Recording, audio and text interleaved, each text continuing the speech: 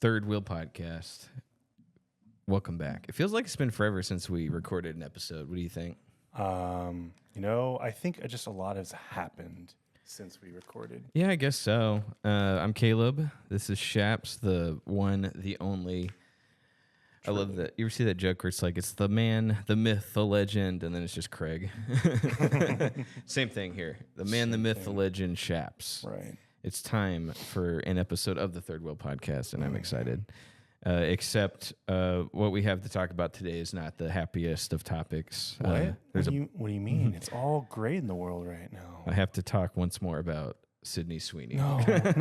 The legends. Yeah, no. Okay. The prophecy. I keep raging about the drink over at Dunkin' Donuts, and I went again to get some, and they were like, we're out of the ice cream to make it. And it was Dunkin' Donuts? I told everyone Bahama Bucks. They have the same... I don't know. I just remember you saying Bahama Bucks. I never said Bahama Bucks once in my entire life. Wow, that was passionate. I was gonna say, like, I've never said don't that. You effing dare say I've never. Yeah, well, you just said no. It wasn't what I said. No, hold on. Now I can confidently say I've never once said Bahama Bucks in my. Like, the only time I've been there is when a friend suggested, but the words... And you never said it. Yeah, the words never left my mouth. Like, hey, Caleb, do you want some... Hey, where'd you get that from? Yeah. I dare not utter the language in the dark tongue.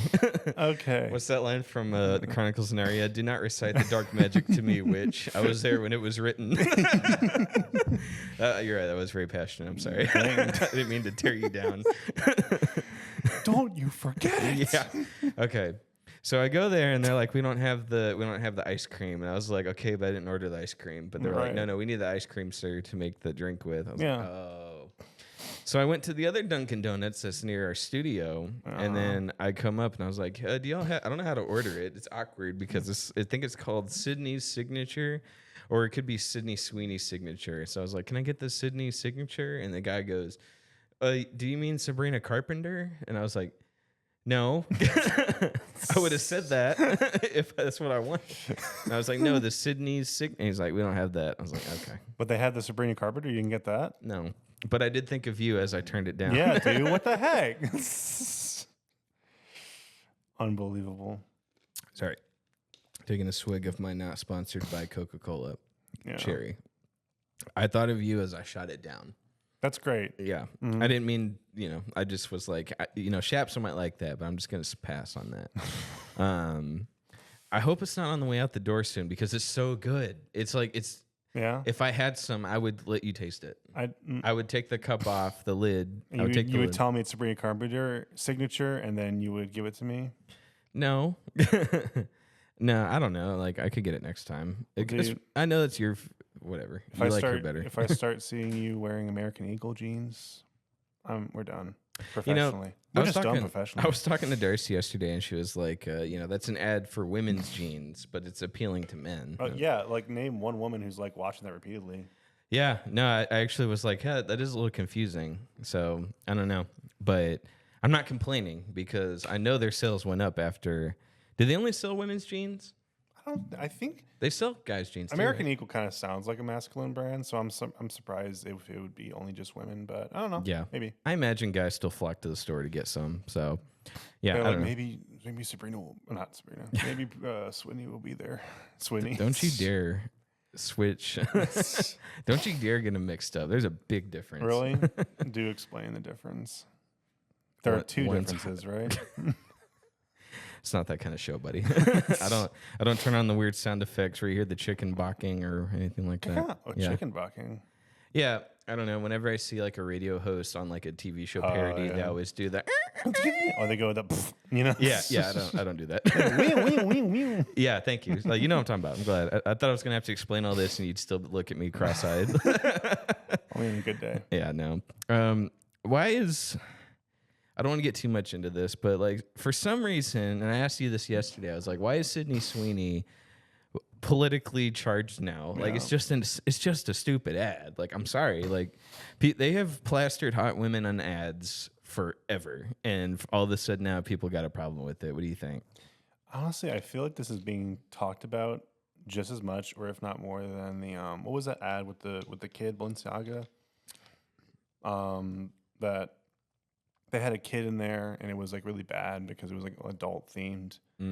It was that famous clothing line Balenciaga, I think. Oh, I don't think I've seen that actually. Oh, yeah.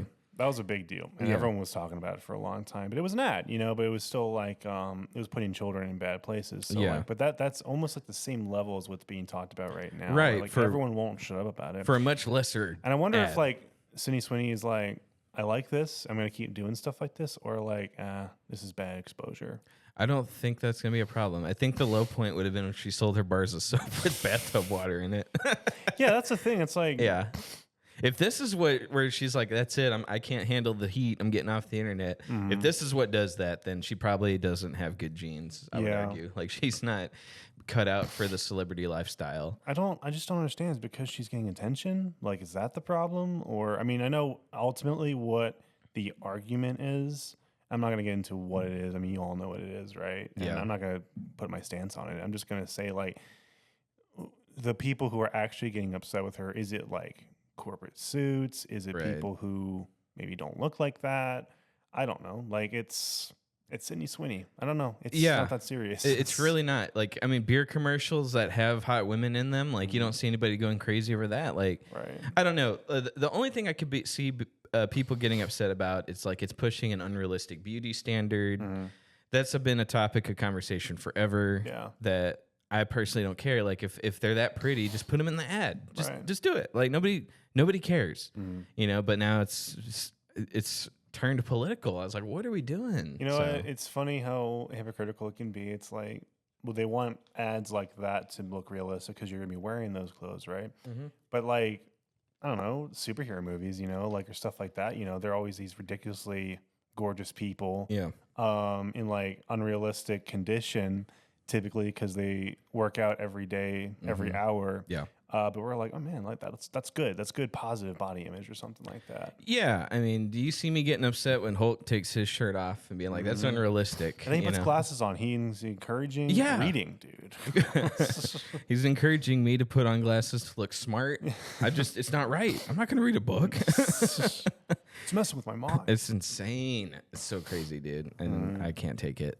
But I mean, that's really all I have to say about that. I was just rolling my eyes again. I was like, why are we doing this? Like, do y'all want to lose every single election every time? Like, I don't know. Like, you're dying on these these I don't know. I can't even call it a hill, man. Like, there's no hill to die on here. No.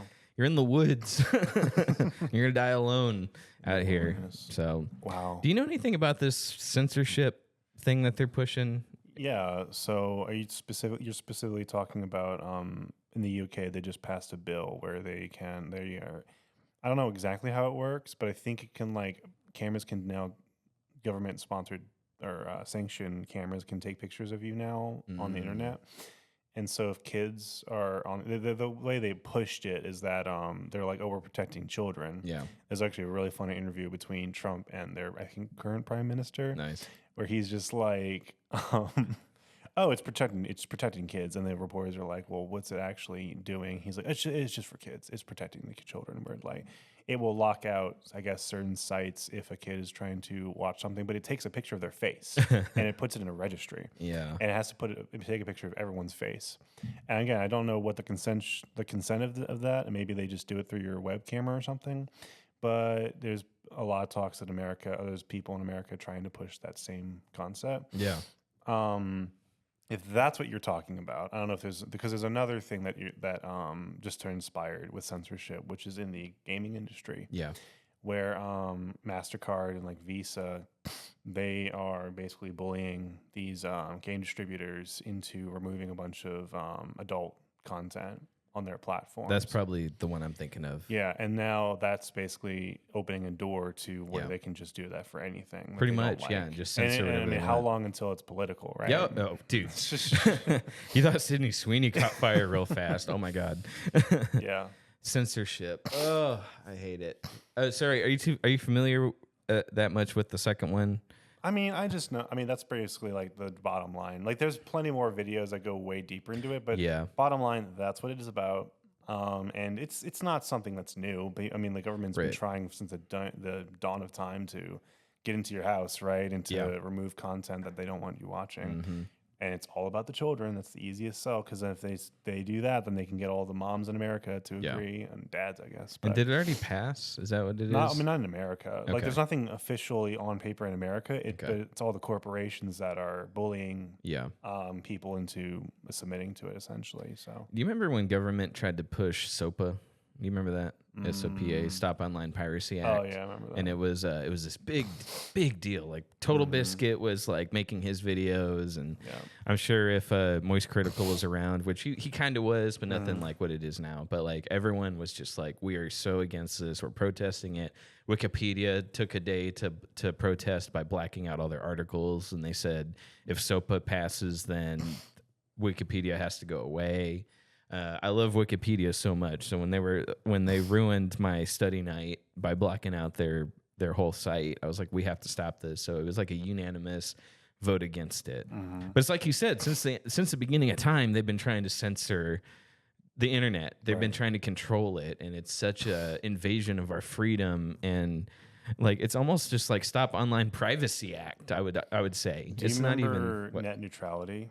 Yeah. Yes. Ajit Paul. You have to explain that to me better, though. But I'm looking it up right now. Yeah, just please. Remember, because I remember that was like the first big deal for me. When it's like every content creator was like, the internet is going to change forever. Yes. Like MatPat was over it. Markiplier was over it. Like every person you can think of. Basically, we were adults too, so that was like the first time the internet would have really affected us. Yeah, there was a way for them to. It was basically a way for them to push the ability to. Let's see, internet traffic. They were able to control that somehow. They were able to slow down the internet in certain areas for whatever reasons, maybe because it was they viewed it as unlawful or something. Like, it basically gave them full power to slow down or prioritize certain internet traffic over others. But here's the thing. I don't know. That supposedly got passed, mind you. But I have no idea what that's actually done to affect me or anyone. Like, no one's talked about it since then. So it did get passed. I believe it did. Like, I'm pretty sure it went, because the guy, the Ajit Paul, like, he actually like he wasn't fired. He oversaw it, and it got passed. And he was basically like, "Hey guys, like, it's not that big a deal." Everyone clowned on him. But I don't. Again, that's my ignorance. But I don't remember anything coming of it. But it was like, this is the internet, the end of the internet. That's what it was preached as. And I was a kid, and I was like, oh my God, like, the end of the internet. This is what it's going to be. And there were like ads basically that were pushed from certain websites where it's like they show a video and then it buffers, and it's like, can you imagine this being every video for the rest of your life? It's like, whoa, internet's going to go down. But I don't think anything really happened. Yeah, I wonder where the line is on, like, are we giving away too much of our freedom? Or are we not, where it's really not a big deal, even though on paper it looks like a really big deal? Well, so like the government's typically criticized for fear mongering, but that's what YouTubers kind of do, I think, a lot of times. And to an extent. Here's the thing. I appreciate YouTubers trying to expose, like all this garbage, but none of them are in government positions. Yeah. So they don't actually know everything that's going on. So it can very easily turn into a fearmonger campaign. Yeah, for sure. And it's happened multiple times. Again, you brought up one. Net neutrality is another one. Like, I forgot all about that, but you're right. I actually thought it didn't get passed. So that's why I thought nothing came of it, but you're saying it did, or at least as far as you know, it did get passed, and I'm like 99% sure it got passed, and nothing happened with it. Yeah, you're right. Like, it wasn't anything crazy. Now, I mean, unless if you're counting it toward the YouTube algorithm, where it's like, oh, that's what it was. It basically gave like big internet providers like AT&T like that, for instance, or Verizon, further control of the net traffic. So whoever wants to be in better advantage. Yeah, basically, like, if you could pay, I think you could pay money to have better traffic, and they could be like, well, we don't like this company, so we're going to slow it down. Yeah, like they weren't going to do that anyway. Like, I don't know. Yeah. Like, and this whole anti-piracy thing, have you seen with like the game Anti-Pirate or whatever? I'm not totally caught up with, but basically stop pirating games, or not stop pirating games. The other one, stop destroying games. That's one. Yeah. Well, that's the thing was like, if we don't own our games, if you're telling us that basically when we purchase a game, but we don't own it because it's digital and it can go away whenever we want, whenever you guys decide, the companies, if it can go away, then yeah, why wouldn't we pirate? That's three big separate issues that are being preached like they are the end of something, right? End of an era.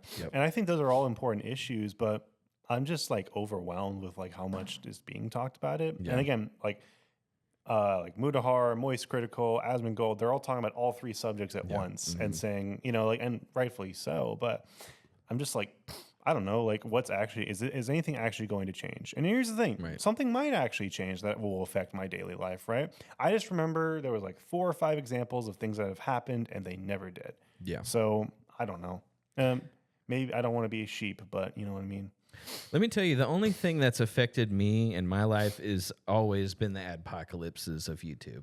Sure. There's been, I think, 3, maybe 4. I only remember 2, but yeah, it might be 3. Well, there's one that I guess nobody talks about because they don't consider it the adpocalypse. Because I did my research. I thought I knew when the first one happened, but no, it was before that. The one I'm thinking of was before the official first adpocalypse. But the very first one, I remember I was like worshiping essentially Angry Joe, and I watch his stuff all the time, and I still watch his stuff. I just watched his Mind's Eye review. It took me all week to watch it because I was watching on my way to work and whatnot, but I got it out. It was like an hour and 10 minutes, and but I remember, I think it was 2014 when he got up, he logged into his YouTube, and all his videos, every single one, was flagged for copyrighted content. And that's when people started abusing copyright strikes. That's when if you had 2 seconds of a song that wasn't yours in a parody video, which is fair use, your whole video got claimed, and all the money that you made from your videos would go toward that company that claimed your stuff. And that was back when 5 or 6 people could claim your video at once. And so that's the adpocalypse I was thinking of, when all the creators just lost, like a bunch of channels got flagged. Then there were like the self-starter adpocalypse where like there was a griefer and they started like basically tipping off companies about like other people using their content, and that's what can easily kick off another one because then every corporation's out to get everyone. I remember Keemstar, I was watching him at the time when he was covering a lot of this, but yeah, that was the first one. The second one was... I think there was a griefer, right? Was that Matt's What It Is, the guy that was trying to say that YouTube's promoting CP? Yeah, it was that was the griefer. I can remember if that was the second one or the third one. I'm pretty sure that was the second one. Yeah. And it was a guy, he made like one video that it was like a perfect storm. We've covered this before. It was the perfect storm of, he posted the video, YouTube was supposed to catch it and flag it, but for some reason the guy that was in charge of moderating his stuff was like taking a break, and so like the video just like freaking went viral, and everybody was like, dude, Matt's What It Is full of crap, he's just trying to get views, and it triggered the adpocalypse because now YouTube was like, oh shoot, let's fix it, we don't want any legal repercussions, because they could be held liable for the content on their platform. And if I'm crazy, that's when like kids videos got demonetized. Like anything for kids. Now, if a video is made for kids, comments are turned off. You can't multitask for some reason. Now you can't like minimize the video and do something else on your phone if it's a kid's video. I think it was that adpocalypse.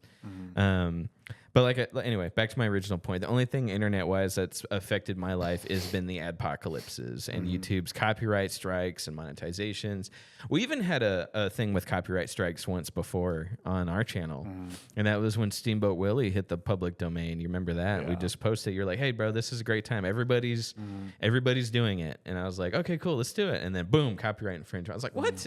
It's because YouTube. It's all automated. So like, it just saw a cartoon. It's like, oh, they're not paying attention. They're not updating their stuff about public domain. So, we got a copyright strike, like a full-on strike. And I was like, and so we appealed it.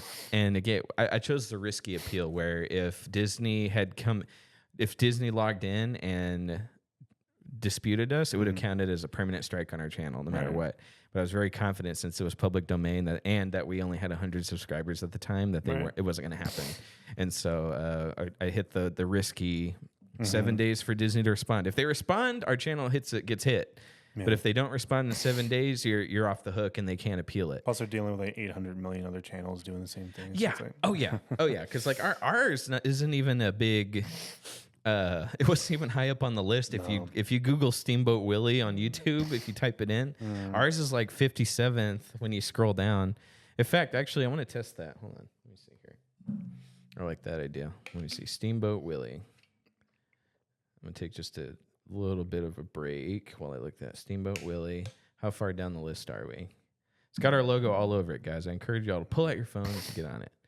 Let's see. Are we even page 1? I would be impressed. Dude, no way. Oh, they're making a Shrek horror movie, 2025 with Pedro Pascal. It's a fake trailer. Go, yeah. All right, I'm getting mixed up with some King of the Hill stuff. I'm gonna say we probably are not gonna show up. No, but I am almost toward the bottom. Yeah, so I don't know. The algorithm, even Corridor Crew doesn't pop up like at the top like it did at the beginning. When it first hit public domain, it did. And yeah, we're not popping up at all. Let's see if I type Third Wheel Podcast, though. You like that sound, guys? There we go. Number 1. We only got 106 views, but they tried to give us a full-on copyright strike. No. Do y'all at the big companies realize, I know it's not even Disney, it was YouTube, but does YouTube not understand their own policy that, like, if we get 3 permanent strikes, like, our channel's just gone? Like, isn't that insane? And they just don't care. They don't care about their creators. It's insane.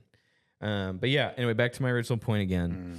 That's the only thing that's affected my day-to-day life is when a creator who posts something has to take their video down. And it's like something that I was halfway through watching, and then 20 minutes in, I had to refresh the page and the video's gone. And I hate that. And I'm just going to go as far as to say as I hate YouTube because like they're so big. Their slogan is broadcast yourself or whatever. And I feel like I can't. And I feel like the people that I like to watch can't. But I don't know. All the censoring, like the bleeps, people having to bleep themselves. Gosh darn it. Cursing's funny. Bring it back. Well, and now YouTube has it set up where you can't say anything the first like 30 seconds, no curse words the first 30 seconds. Otherwise, you're just flat out demonetized. Right. And I'm like, what are we doing? You know, like, who's that actually helping? You know, who's you're not protecting kids because most kids are logging in saying they're 18 and up. It's making it a more ad-friendly platform. Ad content-friendly platform. But if I'm correct, a bunch of in every adpocalypse, major corporations pull their funding for their ads. That's how they get YouTube to do stuff. Yeah, I guess so. The companies are screwing over the small people no matter what. I don't care what the government tries to implement. The techs, the big companies, all of them, they own the world. You know, it's like, what are we going to do? The answer is nothing. But, excuse me. I don't know. It seems very pointless for small creators like us unless we get picked up by a company or a corporation. Well, I don't think it matters that much. You know who could save us from the apocalypse? Shrek. No, who? The Fantastic Four. Yeah, I forgot to post the review. Actually, sitting on my phone. I need to go ahead and make that and post it. We did watch it, and supposedly it's a box office success, even though overseas again it's not doing great. I think it beat Superman, right? It might beat Superman in the long run, but it had a bigger opening, I think. Yeah. But still, in the foreign markets, it's still not doing the best it could possibly do. Now, do you think the tariffs are actually affecting box offices here in America? With the 2 biggest superhero films of the year, I would say so. You think so? Okay, so you think it's tariffs? You think it's other countries? I think it's downplaying. I think it's censorship. Honestly, you think it's downplaying? 100%. Yeah. Okay. Hey, you know what? I think that's a good thing. I think we need to focus more on American audiences. What they need to do is adjust their budgets for these films. If China's not a factor anymore, if we're not going to make $1 billion off China alone, then excuse me, we need to shrink the budgets down to 50 million. And if we're going to do 200 to 300 million in America, then that has to be where our profit margins are. For a while, before this tariff stuff, before people started not sucking up to China as much, that's all we did. All the Transformers films, China. Like they relied on China. You know, I don't know too much about the trade war stuff going on, but I can't imagine movies were the only thing we were trying to suck up to China on and try to rely on China for that international market. But I think Hollywood needs to focus more on making films for America and for Americans. And with that, whenever this China trade war stuff deals out or fizzles out or whatever, we'll be back. We'll be back to where it's like, hey, it's nice to have foreign films and foreign audiences contributing to our stuff, but I think if we focus more on domestic box office, lower the budgets, I think it'll be fine. Yeah. You know, movies don't need to cost $200 million. I don't think it needs to make $1 billion to be considered profitable. I think that's wrong. I think we lost sight of something, you know. I think we need more movies like The Creator for 40 million. You know, or whatever it was, 100 million. 80. Right. Yeah, we need those again. We don't need these inflated budgets for films that look like crap. Right. I'm tired of that. And you know what? Let's get some new celebrities on the roster that aren't worth $8 million per project. Do you know how many Sydney Sweeneys are stocking the shelves at Walmart? A lot. All right, let's get back to it. What Walmarts are you going to? Okay, I was thinking more so at Target. Maybe that's right. There we go. yeah. Target has better looking or Starbucks or stuff like that. Yeah. I mean, do you know how many people just want to break through? And it's like, how about we start working and catering toward American audiences again? I think putting a hot woman in a jeans ad is the step in the right direction. All right, you want to sell some Bud Lights, bro? You hire Sydney Sweeney. Oh, it's over. You heard it. You heard it here, folks. He's pro jeans with the J. Okay, don't be trying to do this to me. Pro jeans. Yeah. Blue only jeans. All right, so I got the main topic for today, which is what I wanted to focus on. However, we're almost at the halfway point. We got to reset the cameras. Just a minute. But before we get there, have you followed anything Kevin Feige was saying about their course correction? Did you see anything about that? No, I didn't. Yeah, here it is, 13 days ago. It's been a while since we started shooting again. Why do you think they're fighting the superhero fatigue argument? Well, can you explain it?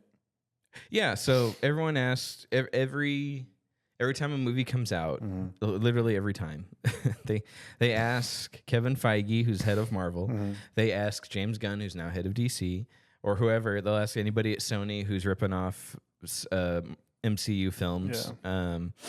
Do you think it's superhero fatigue? That's why the box office isn't doing what it used to do. And every time Kevin Feige or James Gunn, they're like, no, it's not Marvel. It's not fatigue. It's not superhero fatigue. Nope. Why do you think they're resisting that so hard? Why do you think they will not admit, like, hey, maybe we did push out? Well, they're not saying they didn't push out too much crap, but they're saying that no, people aren't tired of superhero films. That's not the issue. It's this or that. It's that is the most profitable entertainment demographic that there ever has been in the world. I mean, I'm not saying they're easy to put out, but I'm saying they're easy to probably conceptualize. They're easy to write. They already have like around the clock editors and CGI artists. Like it's not super risky to put a superhero film out. It's really risky to make original films. And honestly, even original content isn't doing that well right now. Yeah. So the safest option is superheroes at the moment. So like absolutely, like they have those hefty quotas, and with all the tariffs, that's going to be even more strenuous. So the only thing they can stick to is their superhero films. Even like Disney's animation studios aren't doing that well right now. Like, yeah, definitely not. I think Zootopia is coming up, and that's probably going to be a pretty big hit. But like, dude, the last 3 or 4 were not at all. Quick side note: I mean, I can't believe it took almost 10 years for a Zootopia sequel to come out. That's crazy to me. Well, I think they're kind of like desperate. I mean, like people wanted a sequel to that, but yeah, I would say something along the lines of that. They're just like, we need to do something that's guaranteed money. It's not going to be as good as the first one, I don't think. But I've been wrong before. Guaranteed money though. Yeah, because it was a big hit. Had Shakira. Like it's going to be 10 years ago. 2016. So 9 years right now. Oh my gosh. Isn't that crazy? I'd like, are all the actors even still alive? Is Shakira still singing? All right, it's time to reset the camera. Good. 3, 2, 1. All right. So, okay. So, do you think superhero fatigue? They keep asking. Well, okay. Now I'm kind of curious. Why do you think people keep asking that question? Is it superhero fatigue? Is it superhero fatigue? Like, why do you think they keep pushing that narrative? So I think the head studio guys are always like, no, it's not superhero fatigue. So they don't want to push that narrative that people are getting tired of superheroes. But why do you think people keep asking that question? Why do you think? I think because they have superhero fatigue, and they're trying to voice. They're trying to. I think push that just for themselves. Like, are you talking about like reporters? Yeah, reporters. I don't know, because like that's the easy thing to complain about. Yeah. It makes for easy news, I guess. Yeah, it's like not like they don't care. Like they don't care. You know, it's just about they want to get that story. They see that there's cracks, you know, in this superhero genre, and they're just like, well, we want to spice things up a little bit. Just a little. Honestly, I think it's because it's like a bunch of people probably say they have superhero fatigue, but they'll go see every film. You know? Well, not every film. Have you seen the Marvels? I didn't think so. You know what's weird though? That was before the superhero fatigue. Yeah, which is weird. You know, I think that I will stand by it. I think that movie was just horribly marketed. It wasn't because people were sick of superheroes. It was because that movie was horribly marketed. When you say horribly marketed, what do you mean? Most people didn't even know if it was a TV show or a movie, like, or that even happened. Like, it was like, because it was right off the Endgame train, you know, so it was like, oh, we need a time to break, you know, we need to like relax a little bit. But Marvel was like, I think they should have probably waited a little longer, but they immediately went into phase 4 and they did not stop. So it's like, that's probably what started it, but the Marvels was very early on. Was that a phase 4 or phase 5? That's a phase 4. Yeah. That was around the TV shows. That's why people probably got confused. I got confused. Okay. You know, I see your point there. I would just argue that nobody wanted to see a movie on those 3 characters. Well, no one knows who these characters are. Yeah. Like, I don't think anyone knows who. Can you even name all the shows? Oh my gosh. You're talking about the Marvels, not the Eternals. Right. Oh. No, the Eternals was... Sorry, I was thinking about the Eternals the entire time. My bad. My bad. Well, here's the other thing, was the Eternals actually did come out during COVID, like when everything was shut down. So that was actually... I would say that actually was a product of COVID. Now, the Marvels came out in 2023. That is phase 5. You're right. That is phase 5. But they kept trying to blame COVID again. I was like, bro, COVID was 3 years ago at this point. I don't want to hear it.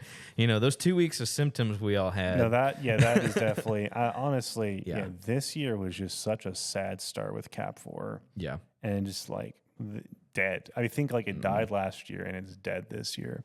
Superman was like... I think a good, like it was a good beacon. It was like, oh my gosh, there's going to be something different. Yeah. But then like everyone was like, oh, it's just James Gunn. And it's like, yes, it's James Gunn. Like, hold on a minute. Nobody should say it's just James Gunn. No, it's James Gunn, brother. Scooby Doo.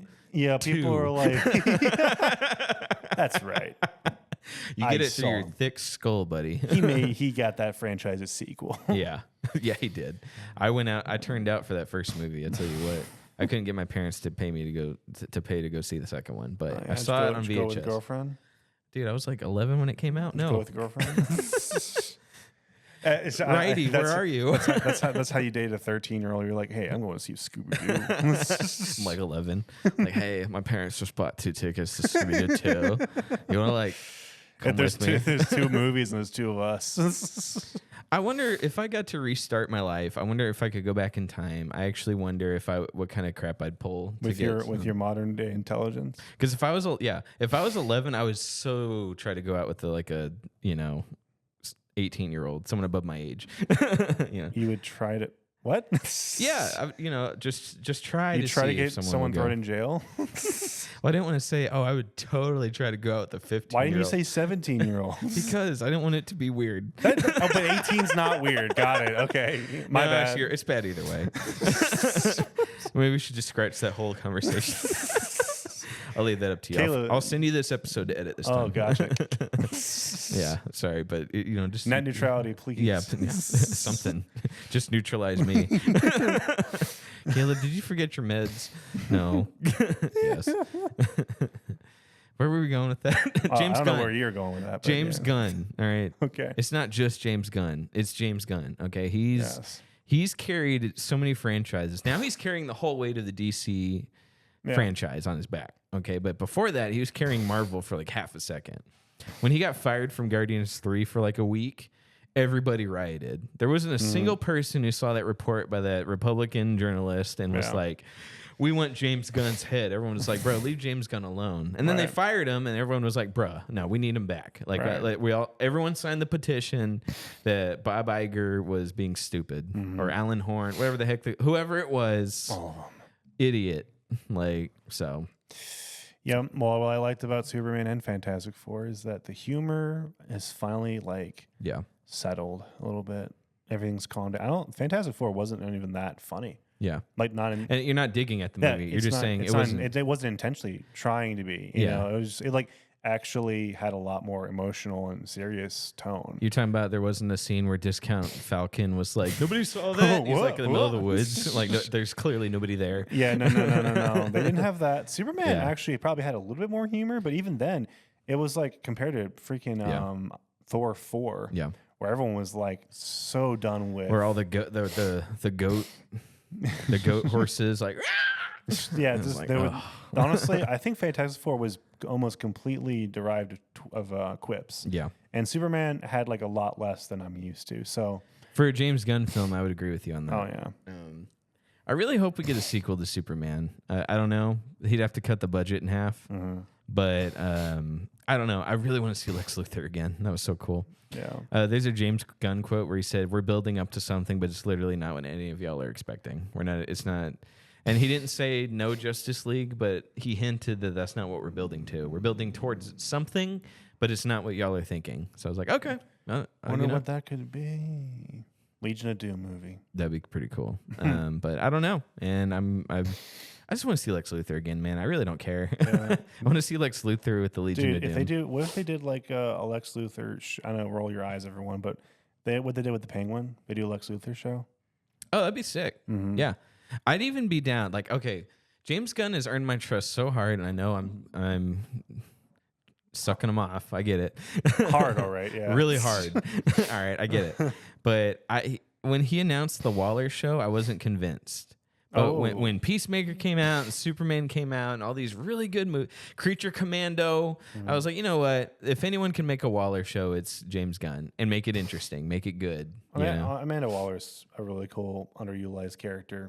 Well, she is, but nobody's gonna go watch her. Nobody's gonna watch her show. Right. You know, like and it could be really good, but like no one's gonna watch it. Like, I'm sorry, it's just not gonna happen. Somehow Peacemaker found an audience, which I'm very surprised because like. The Suicide Squad wasn't like a massive hit. So I have a spin-off show of that where like I think most people loved it and I guess it was considered a success. But it's like who on earth would have like just looked on the stream and be like Peacemaker, what's that? Yeah. Like no. Yeah, it helps that it was a very contained TV series. James Gunn wasn't hired to take over DC yet, but it was just it probably had a set budget. It had James Gunn, who's just good at everything he does. Now, I think he's mastered it, his craft, and he has such a distinct style that it just worked for Peacemaker. Right. And he's just really good at writing the characters that, like, you know, somebody was on coke when they wrote this character, you know, and he takes those characters and he just like he does something with them. Yeah. Like nobody knew who Mr. Terrific was, but now everyone does. Everyone goes. Now he's getting his own show, and everyone's excited about it. But anyway. So let's go back to the Kevin Feige thing. So superhero fatigue. Now, marketing for the Eternals, I would agree with you. And 2021 was really bad for just superhero films in general. Shang-Chi didn't do that good, but that was a good movie. Have you seen that one? No. Oh, it was so good. It wasn't as high of a box office. And then the Eternals came out. Not that great. I think Moon Knight came out that year. It could have been the following year, but like that's when all the TV shows were pumping out. It was like WandaVision was the only one that everyone watched. And then Hawkeye, I still forget that existed. They marketed that as a Christmas special. And there was one more. The Winter Soldier Falcon one, which and Winter Soldier. Marvel thinks everyone also watched, but everyone kind of stopped watching after episode 2, I think. Yeah. Whenever they tried to promote terrorism, and everyone was like, you know, stop calling them terrorists. And I was like, you know, how about you just make a movie that's going to flop? How about that? Now it's stop calling them immigrants. Or no, stop calling them aliens. That's what it is. I'll call them Skrulls. Yeah. So what went wrong with the Marvels, do you think? I've been trying to get to this point. Well, I don't know. I never saw the film. Like no one else saw the film because like it was. I saw it, but it was because I wanted to laugh. I think I have a good idea of what it really was. Okay, I'll ask this. It flopped for the same reason Thunderbolts flopped, which we'll get to. I'll ask this, and I really do not mean to be offensive. It's a genuine question. Okay. Would you agree that superheroes are more appealing to male audiences? Oh yeah. Yeah. Yes. Can most people Hands agree down. on that? Yeah. Like I'm not saying women cannot watch it. Like obviously it's awesome when like both genders can enjoy a film. I've taken many a dates to a superhero film. Most of the time, like it's enjoyable for both. But I'm just saying, as far as like men who geek out on it, you know, and talk about it and go see every film, like I'm gonna say it's probably more men, right? Yeah. So when you make the Marvels your big movie of the year, I think that contributes a little bit. Where it's like you already have. I'm not even saying that's the reason it failed. I'm saying that's something that's playing against you. Yeah. That's one element that's playing against you. It's characters that very few people know, or not very few people. It's for that majority of people, like mainstream fans, are not going to know about. And it doesn't have any of the main heroes on that list. Like that's three big things, you know, working against you, I think. Yeah. So, you know, you might get like a small audience. Again, regardless if it was bad or good, you might get like a small audience, but they threw the budget says everything. They threw everything they had at this film. Yeah. And it was they had just so much against it. It's like, yeah, of course it was going to fail. That's what it's like. It's like, I don't think it's actually 100% superhero fatigue. I think it's just dumb decisions. Yeah. Like, here's the thing. They could have made the Marvels, but they could have also made made it with a quarter of the budget. Yeah.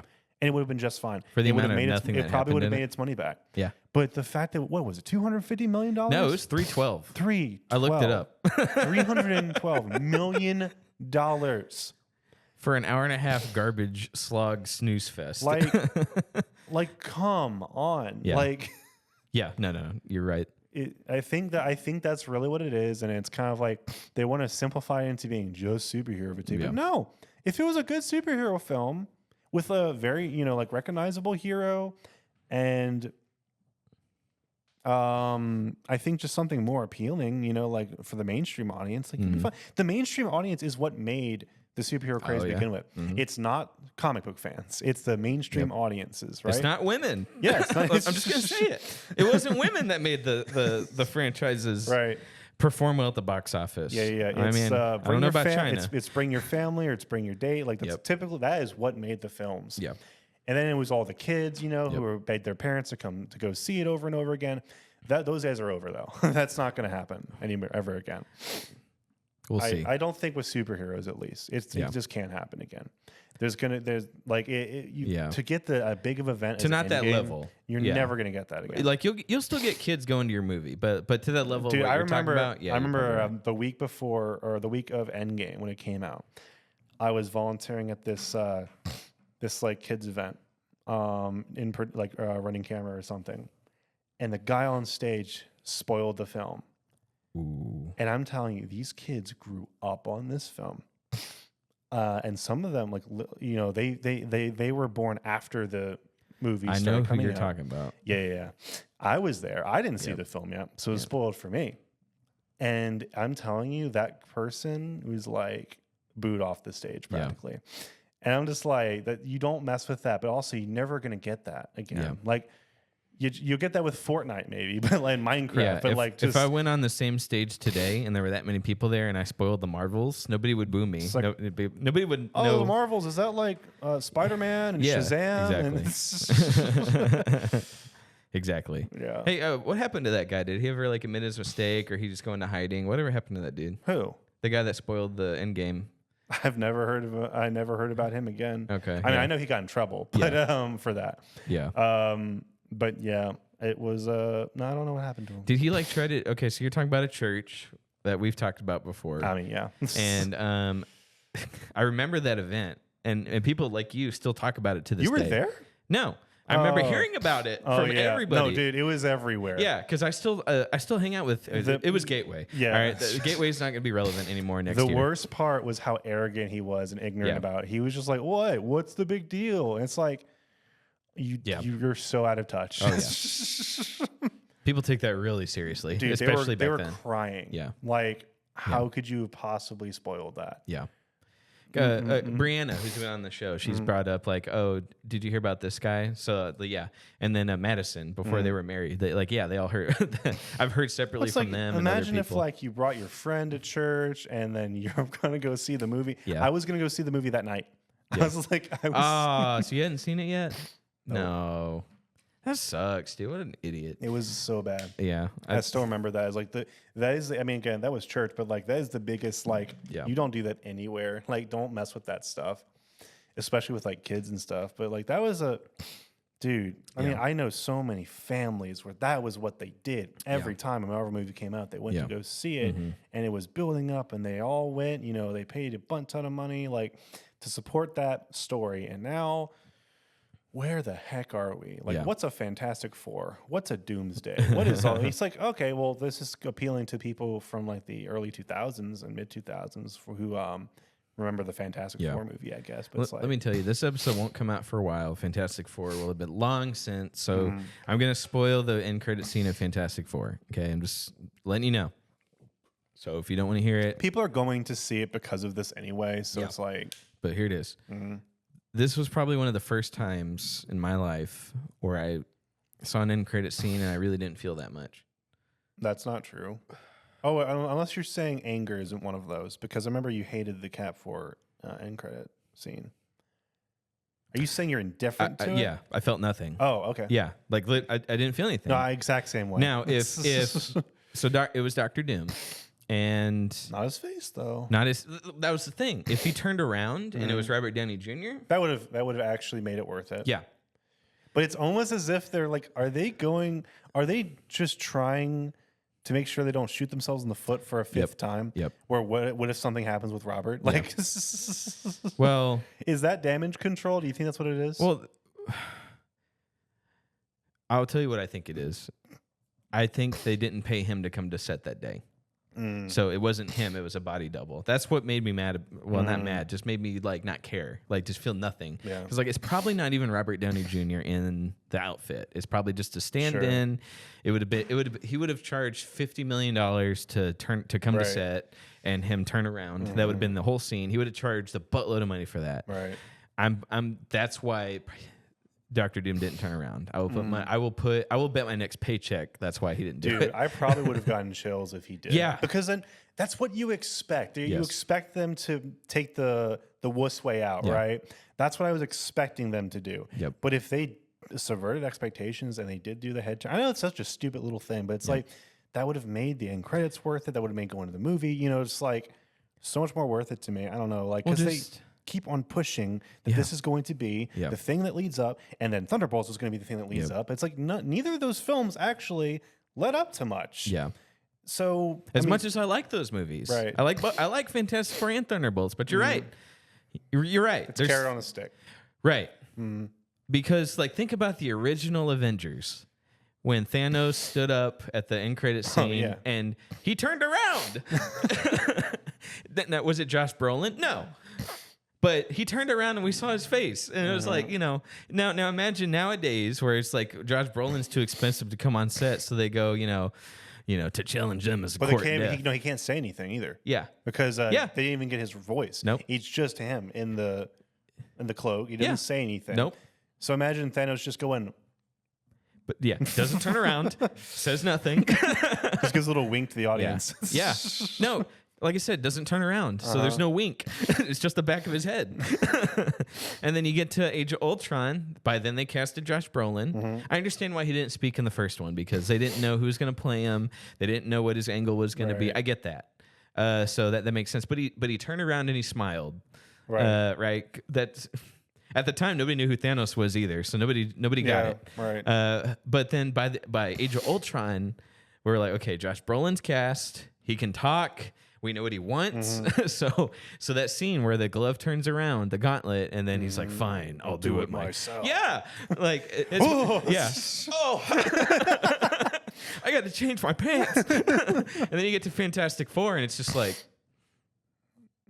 he holds up his mask like it's a deck of cards. Yeah. It's just, and then the kid's being weird and just. I just hold on. I know this is a stupid nitpick. If you're like Fantastic, what's her name? Invisible Woman.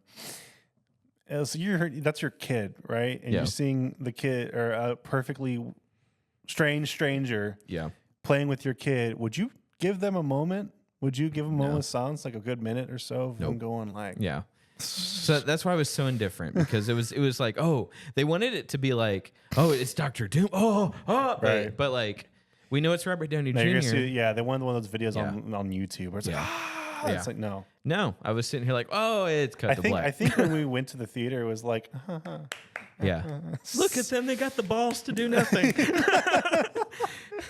How do you say a lot by not saying anything? I was sitting there. I didn't, like I said, it was indifference, borderline what I felt during Cap 4, where the leader's like, yeah, I did my calculations and there's something coming. Cut to black. Like, I was also like, okay.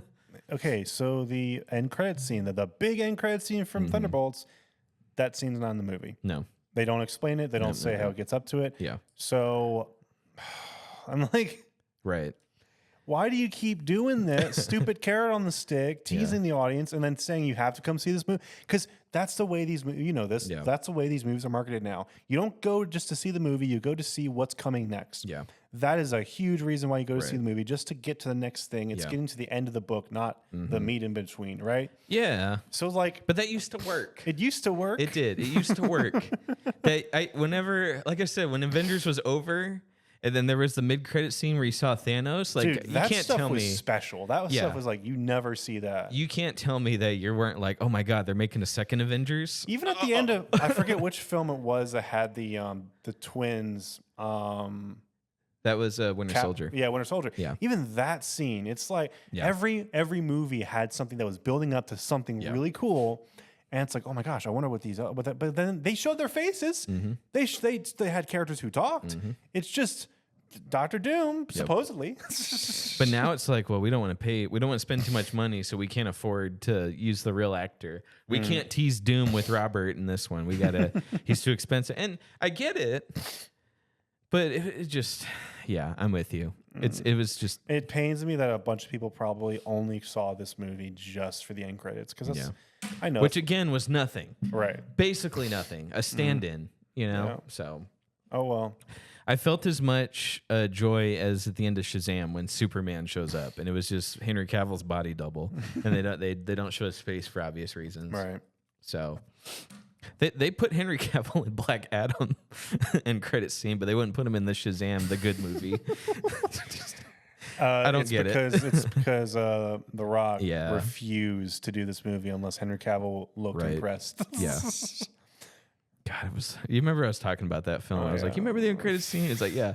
Like, guess what the dialogue was? We should talk. Cut to black. We should. But you know what? I'm gonna say they tried harder than Fantastic Four did with their end credit scene. Hey, dude. Oh my gosh, the Vulture end credit scene in the end of Morbius was better and more entertaining than this one. That's going in the clips section of our channel. Yeah, you're right. At least Morbius had the balls to hire. At least he was interested. Yeah. At least Michael Keaton showed up. Kind of. I mean, he was in a suit and like. Well, he was in the scene before where he gets out of prison. At least it was Michael Keaton. And then Nacho showed up. Yeah, this is cool. Yeah. Not just. Not just. That's exactly what it was. Yeah. That was a good point. I like that. Thank you. Oh, awesome. Remember I texted you the theory of who the baby was? I didn't realize. I'm like, stupid me. I don't look up this stuff. I didn't realize the significance of that baby. I thought it was an original character, but no, it's not. No, God, no. I had no idea who the character was. So what was your theory? My theory, which could still be real, because Dr. Doom didn't say anything. My theory was that the baby was going to grow up to be Doctor Doom, and it was going to be like in the time capsule. Okay. They're going to be on the rocket, and it's going to be time dilation, and it's going to age him up or something. And like that was, like the Tony Stark basically of that universe. But I don't know. That's actually kind of original. So no, that sounds way too cool. No, so the baby Franklin, I guess, is the most powerful character in the MC. Well, thank God he's just a baby. Well, yeah, I even looked that up, and it's like even as a baby, he's more powerful than like. He's and Jesus. He has to be nerfed, apparently. Yeah, no, definitely. But the movies have to nerf characters. The movies have to, because the Gauntlet was way more powerful in the comics than it was in the movies. Sure. The movies had to nerf it because, in the movies, it's like, oh, he used it too hard and it crinkled his arm up and it fused to his hand. And they couldn't do that in the, the comics. He's fine. He can wipe out half the universe, no problem, without it ruining him, But now in the movies, it's like, oh, it can only be used one time. Hulk has to do it. It's Gamma,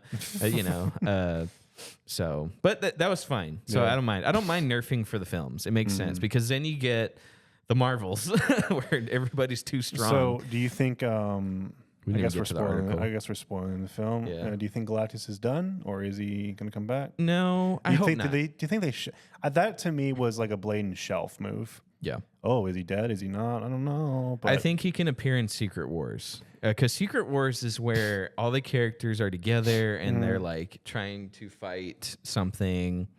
I'm thinking back to the original Infinity War comic, and in that one, Galactus is in it and he's watching. He's not even trying to help up until the end. He's just watching. He's like, even my might can't help in this situation against the Infinity Gauntlet. I'm thinking something similar to Secret Wars, where Doom is like about to do whatever he's going to do to reset the Marvel Universe, and Galactus is going to try to help, but he really can't because whatever Doom's doing is way too strong. So is Galactus a true neutral in the Marvel Universe? No, he kills people. Well, no, but I know the only reason he does that is because he doesn't really have a choice, right? He's hungry. He has the hunger. So Yeah, is what it are you gonna like, do? is it Homie's neutral gotta eat. evil, basically? So it's like, Yeah. does he enjoy doing the stuff he does? I mean, this movie kind of seemed like he did a little bit, just a little bit. Like he's like, I don't remember. I love Galactus so much. I have Galactus 1 through 6 comic books, but I can't say.